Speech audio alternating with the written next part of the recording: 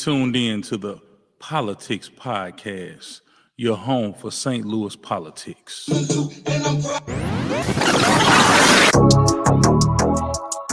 What's going on, St. Louis? Welcome back to the Politics Podcast. I am your host, Terry Wilson. We got a good show. I know I say that every week because I believe in my show, and I believe that every show is a good show. So we have a wonderful guest coming in today. We're going to talk a little bit to a state senator from the city of St. Louis. And he has a very interesting story. I mean, he does a whole lot. I'm gonna let him talk about himself, but he's done and accomplished so much as a young man. I believe that he is an attorney. He not only serves his community as an elected official, but he serves his country as a captain in the reserves. So we're going to bring on our guest. I'm so glad to have joined with us today, Senator Steve Roberts. Hey, great to see you. I'm fantastic. Thank you so much for having me. Man, it's so good to see you, and I'm glad that you were able to join the Politics Podcast. We appreciate you joining in. And before we get started, I want to remind my audience that you could catch us out on Podbean, 88.1 The Truth Internet Radio. You can catch us on Apple Podcasts. You can catch us on Pandora, Amazon Music, Spotify, and right here on YouTube and Facebook Live. So there's no excuse for you to say you don't know where the Politics Podcast is. So what's going on, Steve? Oh, I'm doing well. You know, excited finally that session's over. Can take a little bit of a breather, although I expect us to be back in the next couple of weeks for a special session. As you know, in that last minute, we weren't able to pass a clean FRA. So we'll have to get that done, or we're going to lose, you know, close to $2 billion in federal funding. Oh, wow. Yeah, we're going to get into that a little bit. So Steve, let my audience know who Steve Roberts is. You know, only you could tell the world who Steve Roberts nobody could tell their story like the person's whose story it is. And like I was bragging on you earlier, you know, it's impressive, man, to see such a young man doing so much in such a short time. And because you're about what, 33? 33, you got it. Yeah, exactly. 33. Yeah. So you went to Whitfield High School. Mm-hmm. Then you went to Miami. Yeah, the U. You went to University of. You went to the U. Canes. Yeah, that's right. And then you went to Pepperdine for law school. You got it. To Pepperdine for law school, and then you joined the military, right? Yep. Yeah. When I was serving as a state rep, I joined. And so go right ahead. Yeah, no, it's definitely been an interesting journey. I'll try to give you my 30-second life summary. But right, you nailed it. So, you know, at Pepperdine, that's really where I developed the passion for criminal justice reform. I was able to work for the Compton District Attorney's Office there. And then I also worked at a clinic in downtown LA where we were able to help folks fleeing persecution in the home countries. They're trying to get asylum here in the US. And so what's really neat in law school, when you're in immigration court, you can do things that you can't do until you're barred typically. So you can actually appear and help folks out when you're in immigration court before you actually have your law license. So it was kind of through those experiences I really developed a passion for public service. But, you know, right after law school, I was hired by a private equity company down in La Jolla, California. So just north of San Diego. And it was a good job. You know, I was with a great team, but I just wasn't really passionate about the work. You know, I really wanted to get back into the courtroom and develop those litigation skills. So I ended up quitting that job, had my salary more than cut in half to come back to the city of St. Louis to work as a prosecutor. And, you know, I really felt like, you know, I was there just over a year, and you know, my experience in California was very different from what I experienced in St. Louis. Mm-hmm. You know, I remember my first day doing in Division 22, you know, when you're doing arraignments and things like that. And basically I would see as young folks, people who look like me, lined up, chained together like cattle in orange jumpsuits. Yeah. And, you know, in the city of St. Louis, it was just that I felt like there was a real lack of compassion. You know, with a lot of folks, you really got to decide. I saw this in Compton. Is there's like, is this a bad person? Is this person danger to society, or is this just a young person who did something stupid? Who if we put him in diversion, drug treatment could get his life back on track. So I was there just over a year on our felony armed offender unit prosecuting gun crimes when I felt I could make more of a difference at the policy level. So me and Kimberly Gardner, actually, she was my predecessor in the House. So she was running for circuit attorney at the same time I was running for state representative. We both won our elections, and she's been leading the way in the city of St. Louis on a lot of those reforms, decriminalizing these drug offenses. And I've been trying to champion legislation dealing that at the state level as well. So we've made a really great team. I served in the House for 4 years. My last 2, I was honored to be a chairman of the Black Caucus. We're really focused on criminal justice reform, women's rights, economic empowerment, things like that. And, really honored that the citizens of the 5th District, they just elected me to serve. So I just, as you mentioned, completed my first term and also had the privilege of serving as the Democratic whip from the minority party. So really glad to continue in leadership roles and fight for the citizens of Missouri. Man, you got an impressive resume of service, man. And that was one thing I wanted to ask you, man. Where did you get where did you get the inspiration to want to serve? Because I mean, you could have decided to do anything, with your background and your family legacy and everything. You could have done anything, man. But you chose service, and that's admirable. And it seems like you enjoy doing what you do because you're still doing it.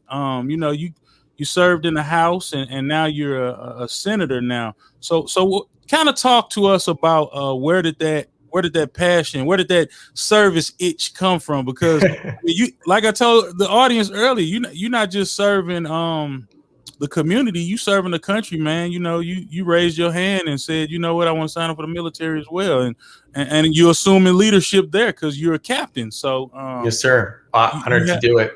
Yeah. So kind of talk to us a little bit about where that came from. I think, it's just something, I don't know if it was just instilled to me, as a kid. My mother, she's a doctor. So just, a healer, internal medicine. I remember I'd go to her office and things like that, and just had a great deal of respect and pride in what she did. And, she was at a time, when she went to medical school, it was a time when, women weren't really becoming doctors, especially Black women. So for her to really excel and thrive in that, I think was a huge impact on me and my father. As well, he served on the board of aldermen for several years, and just kind of constant theme. And that's why, with my office, one of the things that's most important to me is our constituent services. We try to get back to everyone. We do a pretty good job within 24 hours. So, if you call our office, shoot us an email. If we can't help you, we'll connect you with the person who can. So, for me, it's those little things. The legislation part is fantastic, but being able to help someone where it's like, you've got an inmate who, they need a fan and they're not, they're having difficulty seeing their family members, things like that. Someone who's had their AC cut off in the winter or heat in the summer, being able to connect them to the right resources, and that's really what I find most rewarding. That really just that individual one-on-one being in the position to help folks. And I think that's a reward in itself. And see, that's a commonality that you and I both have, man. A lot of people think, elected officials, all we do is just pass laws and stuff like that. But I really get my joy out of being in position of influence to help people outside of just passing laws. Like, we're in positions where, we can make calls to help certain people, man, that might not, have had that opportunity had it not been for somebody in their corner standing up for them, being their advocate, man. So that's one thing that I really enjoy. I enjoy the service part of being an elected official because all the other stuff that comes, but the good elected officials, the ones that people remember, are the ones that went above and beyond outside of just passing the laws and showing up at the meetings and going home. Because I remember when the pandemic first hit, I saw that you hit the ground running, man. You did a couple of partnerships to do some testing sites and vaccine, and you've done food drives and everything that goes along with it, and so we haven't even seen. So We were doing right when the beginning of the pandemic, there was very scarce resources, especially for folks getting tested. Everyone was struggling to get testing, and I was looking because the state published this data. One of the most devastating areas that was hit by it was the 63113 zip code. Just that Kings Highway stretch north St. Louis, and it was particularly devastated by the virus, and there were no testing sites in the zip code. There was not a single one. So, we were able to utilize the Victor Roberts building. I was able to work with Dr. Kendra Holmes with Affinia Healthcare. Their nursing staff was fantastic. So just through our relationship, we were able to set a weekly location. And we were one of the sites where you didn't need to have symptoms. You didn't need to have insurance. It was totally free. You show up and we would make sure you'd get taken care of, get tested, because for me, my greatest fear, and I think for a lot of young folks also, is you've got it, you're asymptomatic, and you unwittingly pass it to someone who's got an underlying condition who might be then put in a life-threatening situation. So to get ahead of it, and we were able to track the data, how cases were going down in the city, but you need to have information to do that. So when I saw that we didn't have any sites here, it was very important to me that we did, and to have a place where folks could go every week. And I was also able to provide like PPE. So like Home State Health, I was able to get them to donate hand sanitizers. I was able to order masks, gloves, and we'd have these little PPE bags that we could hand out as well. And, as this is a time when there was a shortage of those. So these are folks, who are just, trying to DIY and make their own. So, being able to provide that resource to the community was, definitely one of the highlights of my legislative career. That's awesome. Yeah. So you get elected as state rep. You serve 4 years. Now you're in the Senate. Let me ask you, what's one thing you wish you had known before you began your political career? So now that you're in it, what's that one thing that you like, man, I wish I'd have known this before? Yeah, and that's a great question. And I'll tell you, I think it's something we see on our national politics as well. And I don't know how we change it. It's very hostile from both sides of the party. And I think the media plays a big role in it as well. Like me and a lot of the Republican senators who, I ideologically, like we're on different ends of the spectrum, but we actually have like a very cordial relationship, a lot of mutual respect for one another. We stick by our words, and I can honestly say that for the almost far majority of folks, everyone's trying to do the right thing, what they think is right. But, these days, and, you looking at the news and stuff, you'd think we all hate each other. Yeah. The other thing too, though, is, they like to focus on some of the most kind of controversial issues that get the most play. But, honestly, most of the legislation that passed through both chambers has bipartisan support. Someone once told me that reporters don't write stories about planes that land. But, the far majority of the legislation we work on, we'll do our little tweaks, our amendments, but you've got both Democrats and Republicans voting in favor of it. It's just those few controversial issues that we're never going to agree on that, you'd think that we hate each other. And then the other aspect of that as well, there just seems to be this real pressure to just kind of tear folks down and kind of incite those polarizations, those differences between each other and other parties when, it's important for us to step back and realize, it's Democrat, Republican, we're all here trying to do the right thing. Why can't we have a conversation about it? So that's one thing I wish I would have known how difficult that would be to overcome. And you and Senator Brian Williams are in a unique position because you are two of the only African-American males in the Senate right now currently. Is that correct? That's right. We're the only males. Yep. Yeah. So how is it being the only two African American males? Males, because when you think about it, it's a heavy load because you essentially are representing the black men in the state of Missouri. You and Brian Williams, y'all have a heavy load doing that, man, and I know you all have support with the black women that are up there. But just kind of talk about how you and Brian kind of work together, being the only African-American males in the Senate in the whole state of Missouri. Right. Well, and I'm very fortunate and to have Brian up there. You know, he's a great ally. We work very well together and make a good team. And you know, my last 2 years in the house before I got up there, you know, he was for those 2 years carrying the torch on his own. So I'm definitely glad that you know I've got him up there that we can bounce ideas off of and then work together. You know, if we need a filibuster to try to kill something, Yeah. you know, just having another person who I know is gonna you know have a similar background and understand you know what here's why this is terrible. Here's why this particularly affects black men, and having someone else who can back me up as well and say, yeah, you know what, and vice versa, me back him up. Like this has to go. We've got to change this. We've got to fix this. Absolutely. I'm lucky. And as you said, you know, the black women, Senator Carla May, Senator Barbara Washington, Senator Angela Mosley, I mean, have been phenomenal in being lockstep with us and you know protecting black women as well. So we are you know the Senate Black Caucus. We function very well together. We make an amazing team, and you know we're half the Democratic caucus in the Senate. And that's very important, man. I know Senator Brian Williams got a monumental bill across the finish line with reform with was it with The chokeholds. the chokeholds? Yeah, yeah, Yeah. yeah, yeah. So, and I know you guys backed them up on that when getting that across the finish line, and you know I mean, that speaks volumes because I know it took teamwork. I know Brian. I know he worked very hard, but I know he couldn't, you know, do that on his own. And so it's just good to know that you know we have representatives and representation on the highest level of government in our state. So that's very, very, very important.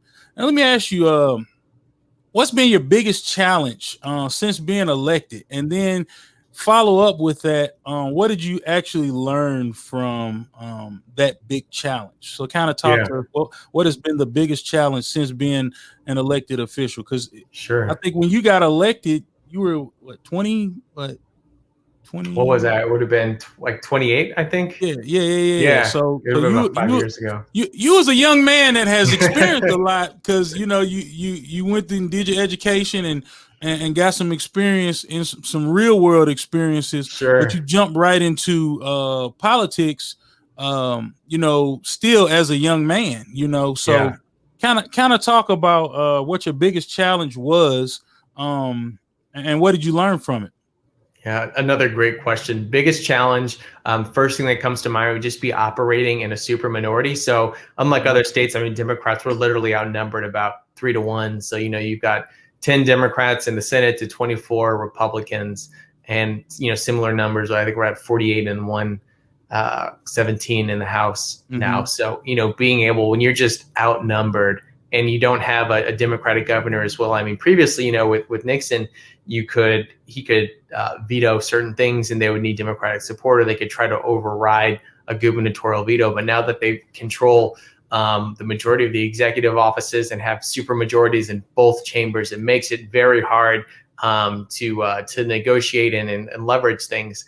You know, I will say that the best way I've been able to overcome it has been in the Senate, and that's why I really love this new position so much. You know, the rules of the two chambers are very different, so it's not just like you've got it's not like you're just merely representing more people in the Senate chamber. The rules are completely different than how they function in the House, and there's a great deal of respect for the institution. You know, you'll find members of both parties. And that was something I saw very early on when I was elected to the Senate, when we were debating rule changes. You know, you had a majority of Democrats explaining why a certain rule change would be bad, that the pro tem was proposing, and then Republicans ending up signing with the minority floor leader on that. And something like that would never happen in the House. And Right. a lot of that too, though, some of those rules deals with, you know, for example, like if you're trying to get recognized, they have to call on you. And that's like when they call you, it's like you've got the football. You know, Right. they don't time your convey. You can go as long as you want. In the House, Yeah. they could just not call on you if they don't want to. They can limit your debate. You know, they can move on. You know, you use a procedural motion called the previous question to just end debate, force a vote. Really, in the Senate, that's very extraordinary and rare. So for the most part, you know, if you've got the floor, it's like you're holding the football. Yeah. That's cool, man. So you've been up there. You gotta go back and forth. every week. Sometimes you got to stay longer than than they say you're gonna stay. How do you what do you do personally outside of politics to kind of get your mind away from it a little bit? Yeah. Let us in on what Steve does for fun, or what do you do? Like, kind of take us through a routine that you go through that kind of gets your mind away from the whole Jeff City atmosphere. Sure. Well, I gotta say, my godbrother got married this past weekend, so Mm-hmm. it was really nice. He was a wedding. It was in Florida, so I was able to get out of town for a few days, Yeah. catch up with him and some other friends I hadn't seen in a while. So just I love catching up with friends. Going out doing traveling when I can. I like to work out. So in the mornings or in the evenings, when I'm Jeff City, I kind of like have my own routine, getting into the gym before we get started. And that kind of helps me clear my head and just be ready to take things on going forward. And then reading, and it just depends on kind of what I've got at the moment. I'm always looking for good recommendations, whether it's science fiction or biographies, things like that. So, just kind of simple things like that. That's what's the simple guy. Yeah, simple man, spending time with my family. Yeah, that's good, man. Well, we're gonna take a quick break, and we'll be right back. You're tuned in to the PoLOUtics podcast. We're joined with Senator Steve Roberts. We'll be right back. You're tuned in to the PoLOUtics podcast, your home for St. Louis politics. All right, we are back. We got my man Steve Roberts in the building. We talking about Jeff City, service, and all of those good things. Welcome back, Steve. Glad to be back. So we were for you all to just tuning in. We're joined by Senator Steve Roberts of what's your district again? Fifth district. The fifth district. And Senator Steve Roberts is one of two of the only African American males serving in the Senate in Missouri. I know y'all not surprised by that number, but we'll talk about that some other day. So Steve, with you being such a young man, I know you're somewhat of an inspiration to other young folks around that aspire to assume leadership roles. What advice would you give someone if someone was to call you?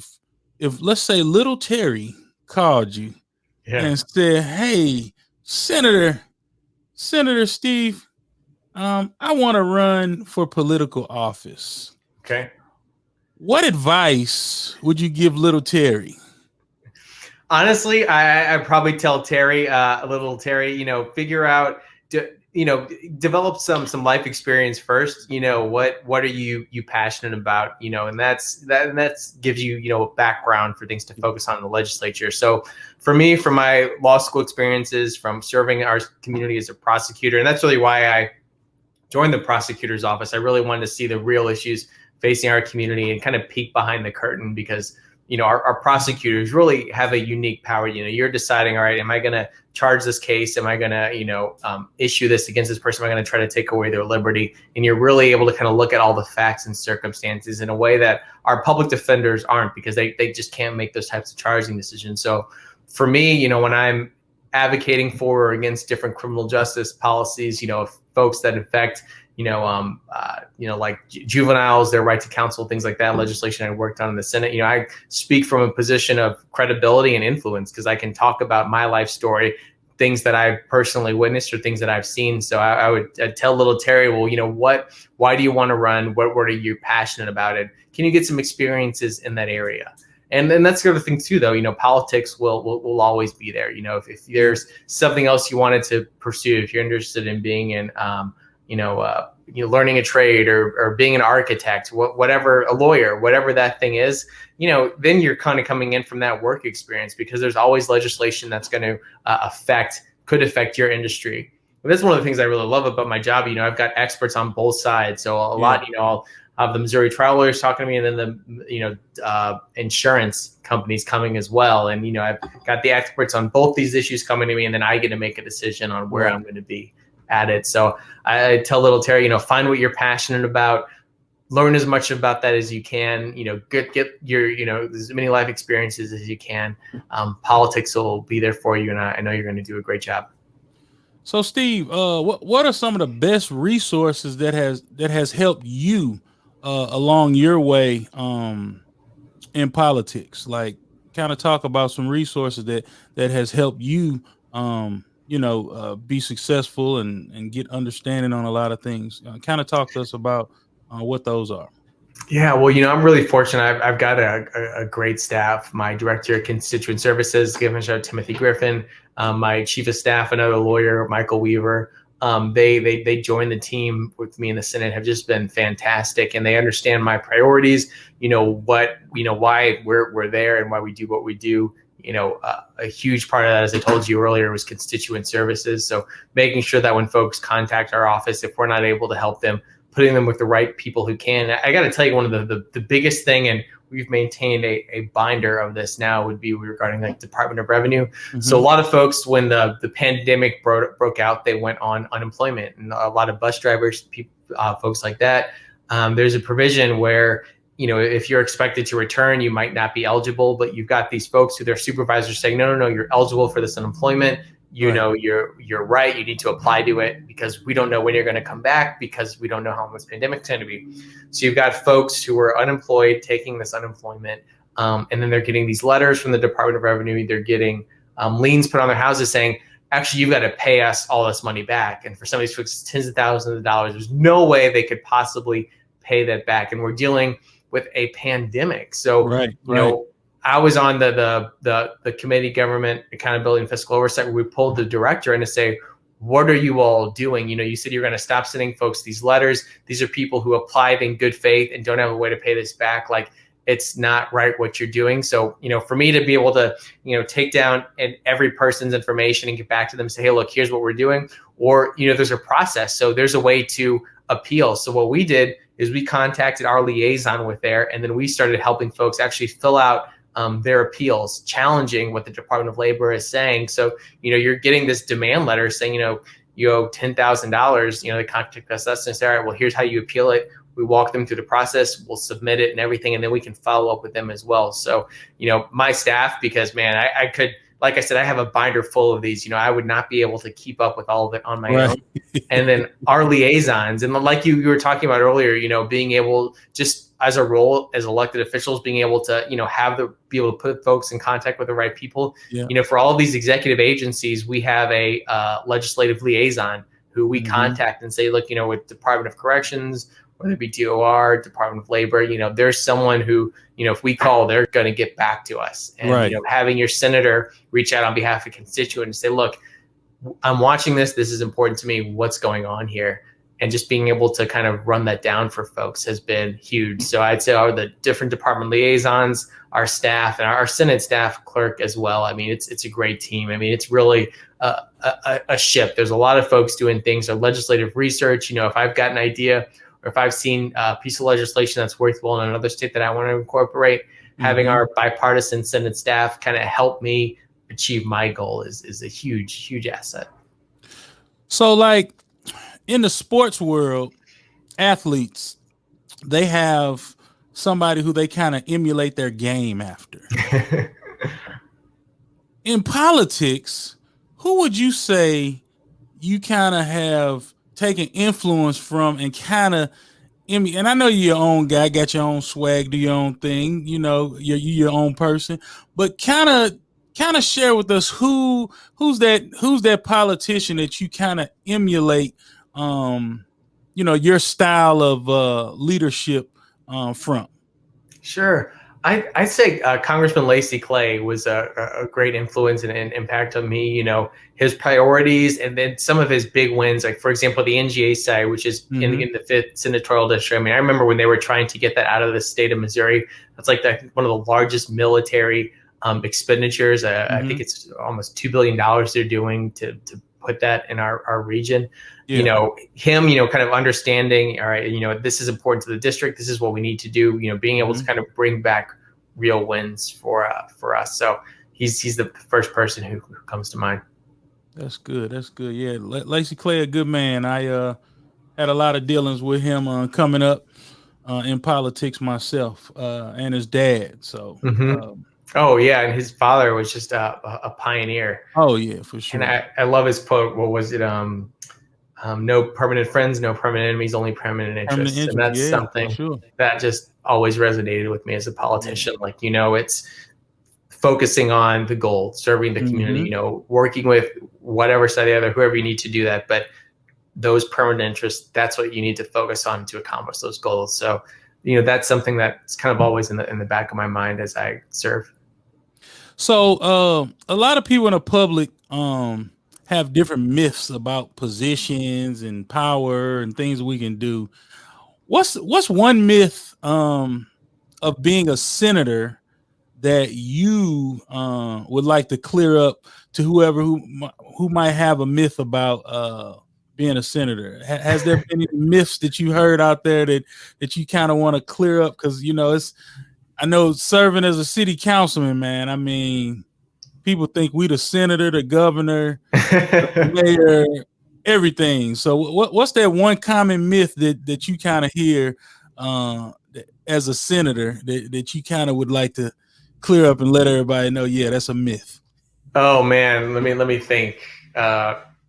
Which one? I think a lot of folks just imagine like, politicians were making all this money and we're all corrupt and we're all in on the take. Where it's like, no, not really. You can look up our salaries. Right. The folks who are doing this for the stress, the hours we put in, I mean, it's less than minimum wage. I mean, it's at least for us in the Senate, they say it's a part-time job, but I mean, we're doing stuff all the time. All the time.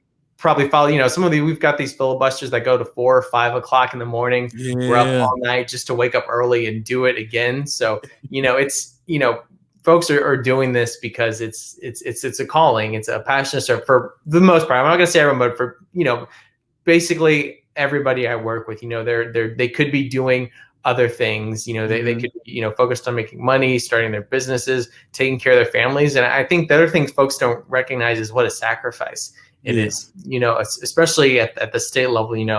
I've got friends who've in the House and in the Senate who've got young kids who had babies when they're serving in the legislature. And, the impact of that on a family, you've got to be in Jeff City Monday through Thursday. I mean, you've got to have a spouse who's going to be supportive of that, of you going to fight for the people, where you're sacrificing certain moments, memories, times you're missing out with your family. So, I like the folks to really understand that, it's, for me, it's a privilege. It's an honor to serve. It's the best job I've ever had. But, just to understand like the sacrifice in it, and that, for everyone up there is really trying to do their part to do the right thing. We might have different ways of going about that, but just to take the second to look back and see that, we're all just people. And so I got to ask you my famous question. I ask all my guests that comes on here. I even asked my mom this. So my mom is the mayor of Jennings, and she was my first guest actually when I first started the show. So I had to start the show with my mom. But of course, it's a question I ask everybody that comes on here, and it's always interesting to hear everyone's answers. So the question is, in 5 words, tell me and tell the audience what good governance looks like to you in 5 words. Oh man, that's tough. Okay, good governance in 5 words.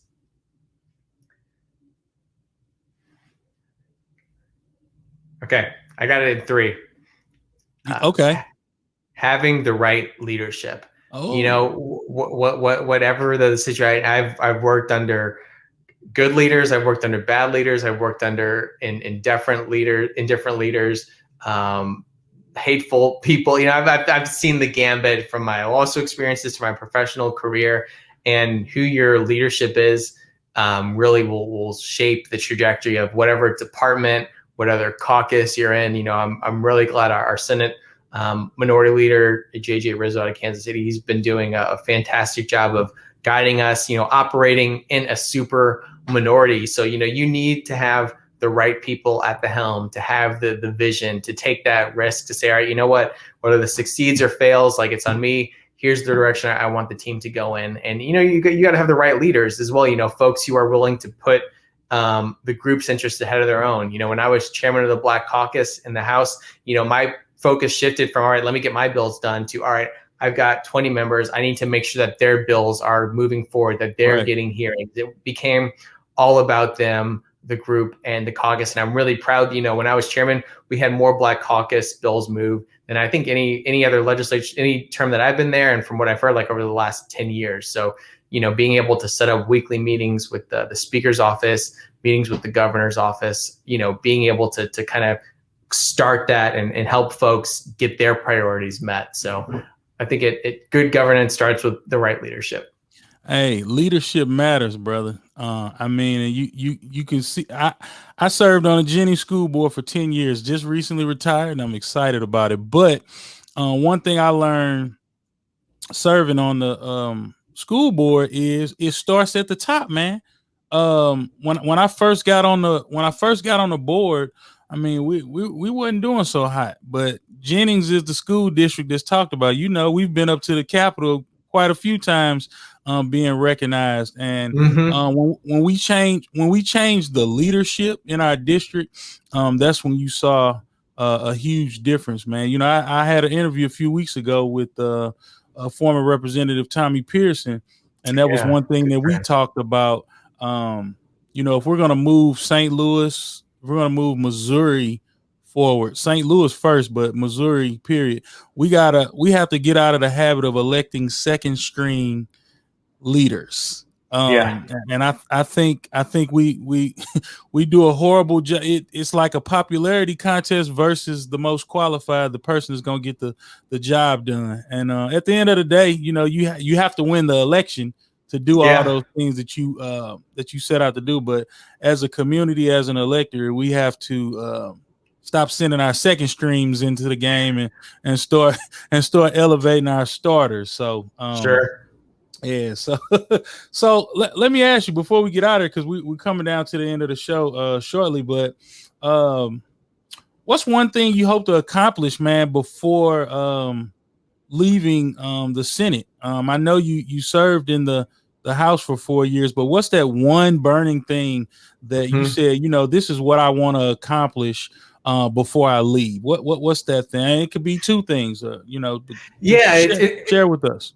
No, I'd be glad to, and it's more of more of a theme. It deals with getting curbing our incarceration rate, and just having folks who made a mistake get that second chance. So we've had some great successes. A piece of legislation I sponsored dealt with medication assisted treatment. So basically, what happens is the Department of Corrections estimates that about 25 to 50% of their inmates struggle with substance abuse problems, but previously they were limited on the types of treatment and medications that they could use to help folks, like this kind of one size fits all approach, which really doesn't work. So what my bill does is it requires them to use medication assisted treatment in a more tailored way. So you can, get the right treatment for the person and all the cascading effects after that. And, once you're able to have that person, with their medication assisted treatment, solve that substance abuse problem, all those other issues, them stealing or doing other things to feed that addiction, being able to then hold a steady job, stuff like that. Legislation I've worked on for the Child's Rights to Counsel, making sure that kids aren't unwillingly waiving their rights to counsel, pleading guilty to something that they shouldn't be pleading guilty to. So for me, it's just really my passion why I ran for office is those criminal justice reform issues.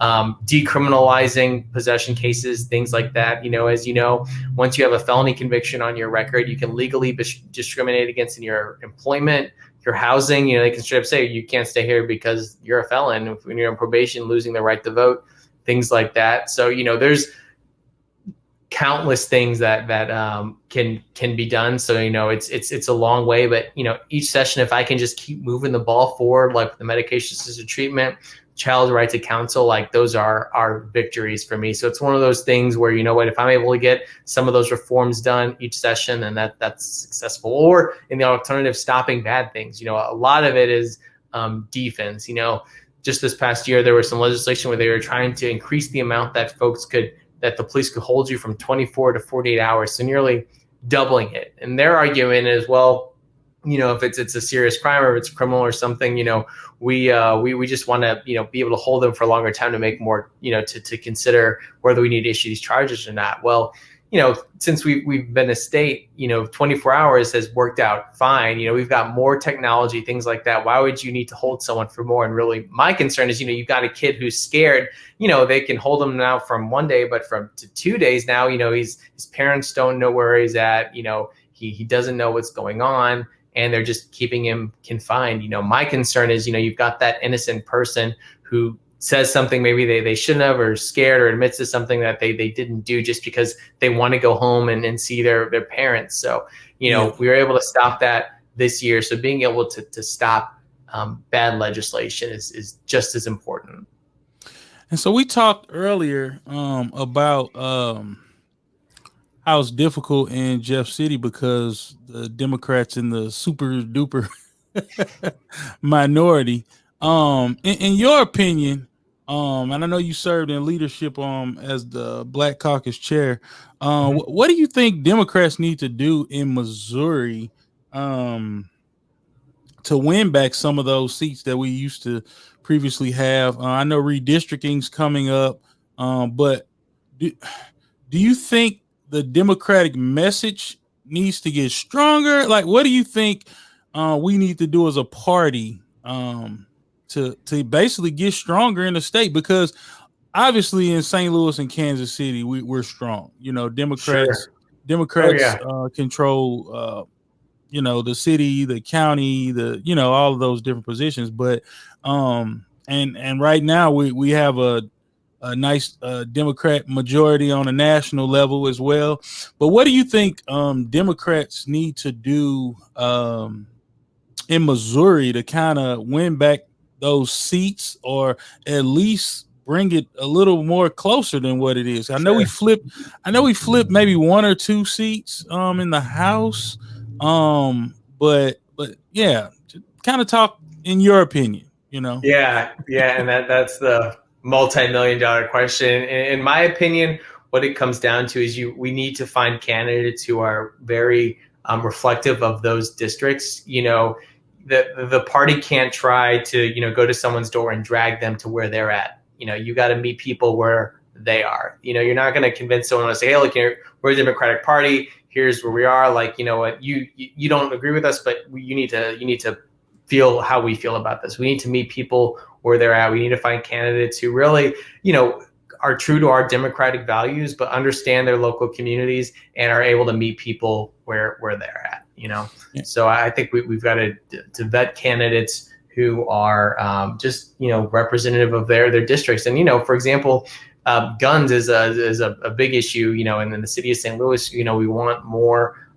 restrictive gun rights, you know, things like that. You know, I filed legislation which would do a carve out for the city of St. Louis. So if you wanted to carry a concealed weapon or open carry weapon, you had to have a permit. You know, it used to be if you wanted to conceal carry a weapon, you had to you had to go through the training, get a CCW permit. Right. They changed that with constitutional carry. Well, you know, if you're a more rural Democrat and, you know, guns are just, you know, foundational to that community, and you're trying to say, well, you know what, you need to be supportive of, you know, starting these new gun registration programs. Well, that candidate probably is not going to get elected because that is such a passionate issue for that district. So, you know, the party needs to recognize, you know, there are certain issues where there's single issues for voters. So we need to have candidates who understand that in these districts where we're, you know, where it's close, and then having someone who understands that.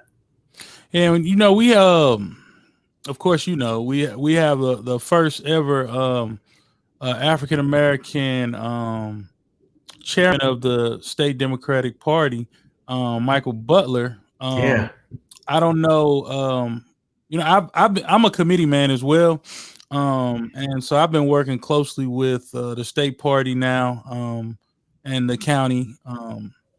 But So all of the elected Democrats in Jeff City, have you guys kind of met with the party chair and kind of talked over, moving forward, how things are going to go and new strategies or things of that sort? Has the party chairman kind of met with the delegation up there in Jeff City to kind of talk through those things? Because I know he served as a state rep, so he kind of knows the temperature and the climate up there. But has there been any effort from the party to kind of bring all of this together and strategize on how we could compete in the state of Missouri? Sure. So Michael's a dear friend, and we served together in the House of Representatives, and we, made a great team, just trying to, basically fight an uphill battle against, as you pointed out, a super majority of Republicans. We haven't met yet since session ended. And I think that's really just because it's been less than a month since session ended, and a lot of reps and senators are traveling, or just you just need to decompress, especially those after all the stress. And now there's talk of us going up for a special, so I'm sure we'll get together soon. But I think the party and I'm sure all the senators are like, hey, we need a month to just get our lives back together after everything. So it's no surprise that we haven't met yet, but I'm sure we will this summer. That's what's up, man. Well, Mike, man, I mean, I called you Mike. Steve, Mike is your cousin, right? Right. Yeah, Mike, your cousin. Well, Steve, man, I really appreciate you PoLOUtics joining in the show, man, and hope to have you back soon. Because you just getting started, man, and I know you got some other things going on, and so I can't wait to bring you back and hear what you have going on, man. Where can the listening audience find you? And if you have any other final words, go ahead and give your final words and let the listening audience know where they can contact you via social media, website, and all those different things. Yeah, no, I'd be glad to. Well, if you want to see anything on the bills that I've sponsored or anything like that, you can go to my Senate page, which is just it's senate.mo.gov/Roberts. So senate.mo.gov/Roberts. That's got a little summary on kind of me, my story, and it talks about the bills that I've sponsored, co-sponsored, the different committees I serve on, things like that. My handle on Twitter is Roberts for STL. So, just Stephen, or, twitter.com/Roberts for FORSTL. And then my Facebook, kind of same thing. So I'm pretty easy to find on social media and everything. My email, though, if you want to reach out to me directly, it's steve.roberts@senate.mo.gov. And again, that's all on my Senate website as well. So, we're easy to get a hold of. My number's on there as well. Call us anytime. And we'll have all of that in the description of the video, so everyone could get to Senator Steve Roberts. We appreciate you tuning in this week. I enjoyed you, Steve. I appreciate you sharing your story, sharing what you got going on. And hopefully we see you back at the PoLOUtics podcast. And for my listening audience, don't forget, you can catch us on Podbean, 88.1 The Truth Internet Radio, Apple Podcasts, Pandora, Amazon Music, Spotify, and of course right here on YouTube and Facebook Live every Sunday at 6 p.m. We appreciate you. Steve, thanks again. And we will see you all next week. We have interesting guests coming in next week. Be on the lookout for the advertisement. We got another young man coming on. Y'all see this reoccurring theme, getting the young folks involved. But we'll see you next week. Thanks for tuning in. The PoLOUtics podcast, your home for St. Louis politics.